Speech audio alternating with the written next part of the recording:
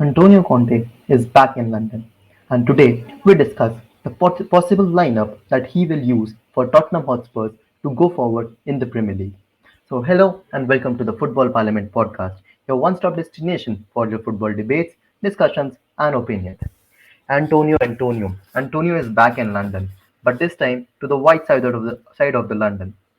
Today, we'll discuss how Antonio Conte can finally help Spurs to at least get a trophy in their lifetime, to fill that empty cabinet. Can he actually do it? Let's get into the video and see if this is actually possible. Antonio Conte, before to managing Spurs, has managed three major clubs that includes Inter, Juventus, and Chelsea. And in these three teams, for Chelsea, he went for a 3-4-3, but for the two Italian clubs, he went for more of a 3-5-2. The difference between the two will be discussed in the video as we go through both the lineups. First of all, let me start with the 3-5-2 that he used for both Juventus and Inter in his recent times. Yeah. So going through the lineup, first of all, talking about the keeper position, Lloris, the club captain, the 34-year old World Cup winning player, definitely has to be in the between the sticks. And at this age, this is a age where he can give two or three very good seasons to Conte right now as well. And definitely, he will need a leader like him in between the sticks in the back line. Moving to the centre backs. Centre backs form a very, very crucial role for Antonio Conte because he is a very defensive manager. He does not like conceding goals and he always wants to hit other teams on counters. For the centre backs, I have gone with Dyer, Romero, and Tanganga. First of all, talking about Dyer. Maybe Eric Dyer is the person who he might require as an Antonio Rudiger at Chelsea. He might do the dirty work for Antonio Conte sitting as the left centre back position. Then I have gone for Christian Romero, the signing from Atlanta, the not confirmed signing but the loanee from Atlanta that will be confirmed in the season or two, will be making the heart of the defense for Antonio Conte. Christian Romero is known for his tackling, his presence of mind in the game, and definitely Christian Romero can grow as a player at Spurs under Antonio Conte. Next, the right centre back position. This is a dilemma for many people who are guessing the lineups. But for me, I'll go for a player like Tanganga. He is young. He gives you the option that he can also play as a right back. So for me, going as a right centre back for him is the perfect position. Something what Azpilicueta has done in a back three for both Conte and for Tuchel. So I feel that Tanganga would be a better choice than Sanchez, but Davinson Sanchez might revive his career under a new manager like Antonio Conte. He might be the next big guy in the defensive heart for Tottenham, but for me, this is going to be Tanganga. And talking about the centre backs, I'll also discuss the few signings that Tottenham might make because Antonio Conte loves spending money. Talking about Antonio Conte's money, one signing he should definitely make for Tottenham is a centre back.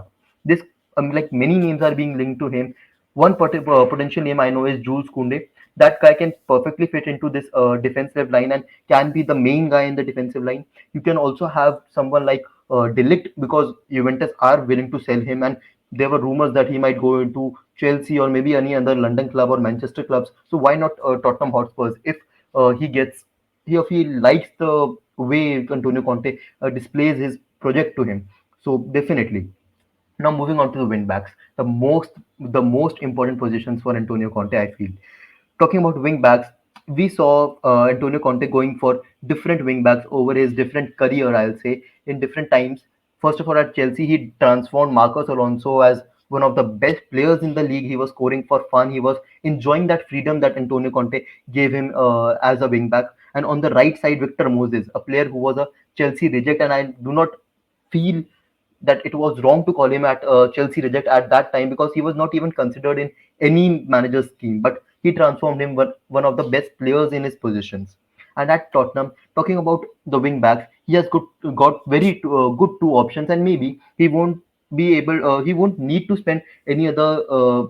He do not need to spend any cash on getting a new wing back because Regulion loves freedom. We know how good he is when he runs with the ball on the left flank. And Doherty, Matt Doherty was a signing that many people say is a failed signing. Failed signing. Wolves moving from Wolves to Tottenham was a big gamble for him and did not pay off till the time Conte has not come. Because I feel when Conte comes in, Doherty has to be the main guy.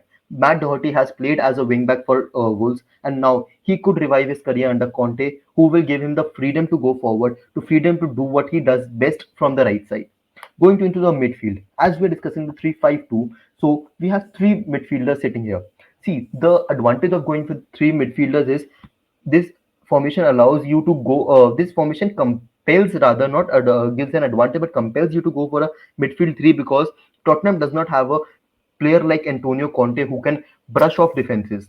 Like he can control the midfield on his own. He does not need a he does a work rate of two people. So definitely Tottenham does not have a player like that because Ndombele, Højbjerg, Lo Celso, Winks, or any other player you name cannot do the role that Kante does in his prime. So first of all, going for the midfield three, I have gone with Højbjerg, Ndombele, and Lo Celso. Ndombele's strength will be a very crucial factor. He is rated very highly for his defensive actions. So sitting alongside a player like Højbjerg, who is very good with ball under his feet, a player who can distribute passes very well and help in counter attacks for the three men forward or a two men forward, depending on the formation, is a very good partnership. Alongside them, I need a player who can do the defensive duties, who can go forward, bomb forward, and help Son and Kane. That player I feel is going to be Lo Celso. Many people will be feeling that why not Dele Ali? I'll say, see, one thing about Antonio Conte that every player that has played under him has said is that he requires a lot of work rate. He requires you to give everything in training. And when we are talking about giving everything in training, one thing that no player has given ever is that Dele Alli has not given ever. Sorry, is the work rate, the defensive work rate. I have heard Jose Mourinho in his press conferences saying that Dele Alli is one of the most laziest players he has seen, and under Antonio Conte, you cannot do the same. Now moving on to the front, it has to be like no guesses. It has to be Son and Kane. Kane's future is still uncertain, but under Antonio Conte, you might find a new Kane. Romelu Lukaku was a beast under Antonio Conte at Inter Milan. Then you found Diego Costa netting in so many goals, 20 plus league goals in single season. But one thing Kane has to remember is if Kane does not deliver, Antonio Conte will never take the anger issues or anything. Antonio Conte is a very straight man. He directly said to Diego Costa that he can leave the club even after scoring 20 plus goals in a single season for him. So Kane needs to match the spirits that Antonio Conte will bring to him, and he has a very good partner up front with him. That is Son. First of all, what I feel is Kane might drop into the number 10 role, and maybe Son will be the guy to carry the ball forward and go for goals. Son and Kane have been killing it in the Premier League for 2 or 3 seasons, I'll say, because they both have been very fluent. They know each other very well, and maybe this is the time where Son and Kane can go to their full potential. Antonio Conte had Lautaro Martinez and Romelu Lukaku, and they formed a very good partnership when they were playing at Inter together. And maybe this could be the same replica of Son and Kane because Son and Kane know the Premier League very well. They have scored many goals together. They had the best goal distribution among them. So I feel Son and Kane could be the key here, and Son will be a different player under Antonio Conte. If you feel that you have seen the best of Son, just wait and see when Son is going to play. And also talking about the other players that they have available, Bergwijn, Lucas Moura, and Brian Gill. These all players might not fit into the 3-5-2 formation because they are mostly white players, but definitely rotational players can be very good. Talking about another signing that we were discussing, I feel is backup to Kane. Vlahovic is being linked. I'm so sorry if I'm pronouncing the word wrong, but Vlahovic is being linked to Tottenham for long, and he is a kind of a striker that Antonio Conte loves. So maybe he could be the next man to lead the Spurs line. Definitely not the next Kane, but definitely a good backup as well if Kane decides to stay at Tottenham, or maybe Daniel Levy can put in his magic again. This was the 3-5-2 formation. Let's now go to the other formation that we were discussing. That is 3-4-3, 3-4-3 with just two central midfielders.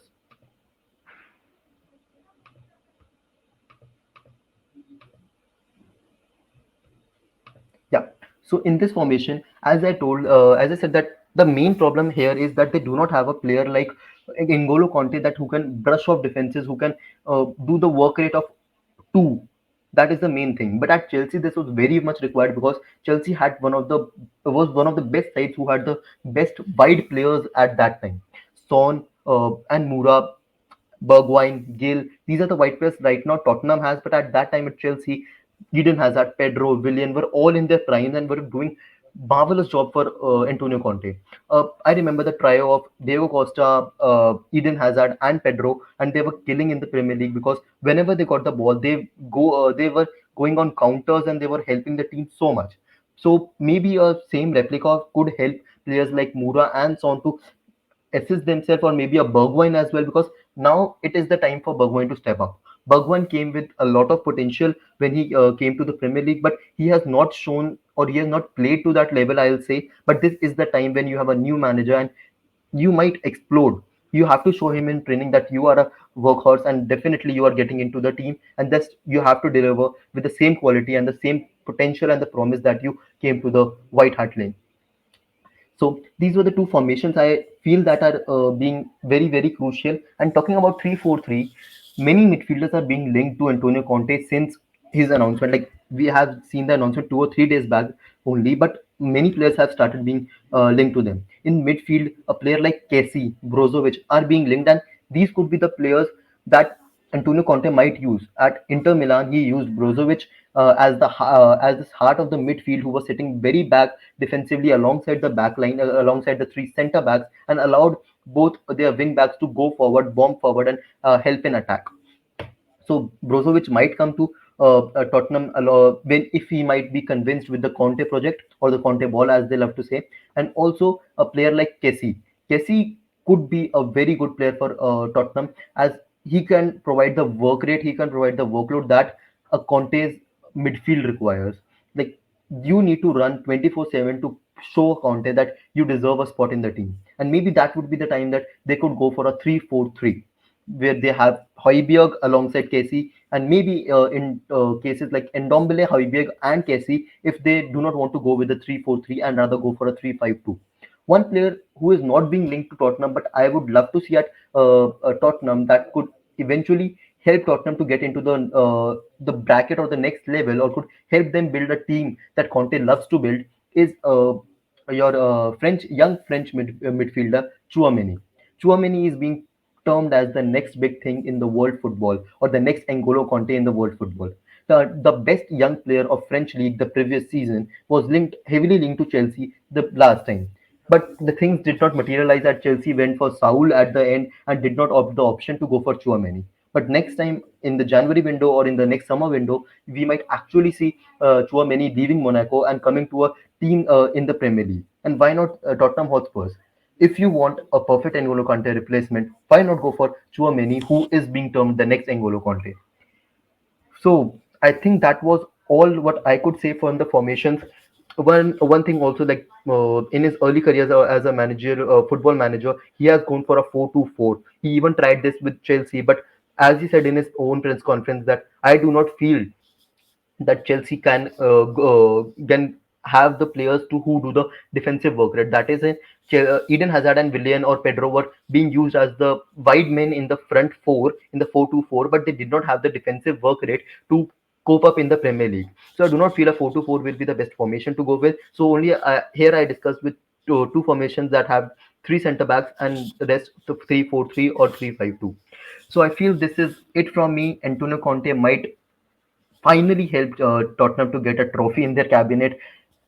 Antonio Conte could be the very big thing, or could be the best manager that Tottenham can get at this time. Manchester United have taken an L again. They might have defeated Tottenham, but I feel from the game on Saturday, Manchester United were not the winners. It was Tottenham who got the win because they have finally got a manager who has the mentality to get to the titles. But talking about Antonio Conte, I am a Chelsea fan. I know how much he demands from the board, and we also know how adamant a person like Daniel Levy is. So, what do you feel like? Can Daniel Levy and Antonio Conte really gel in? Do let us know in the comment section below. But till the time, this is from me. Thank you for tuning in, and do not forget to like, comment, and share.